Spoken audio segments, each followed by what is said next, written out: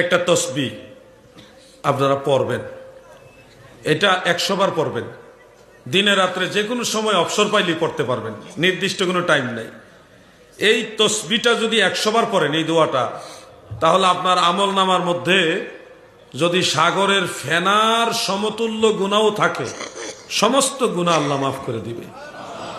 এই দোয়াটা আমার সাথে বলুন, সুবহানাল্লাহি ওয়া বিহামদিহি। বেশি কঠিন নেই, দুইটা শব্দ, এর মধ্যে একটা শব্দ সবাই পারেন, আর একটা শব্দ শুনছেন মুখস্থ হয়ে গেছে। বলেন সুবহানাল্লাহি ওয়া বিহামদিহি।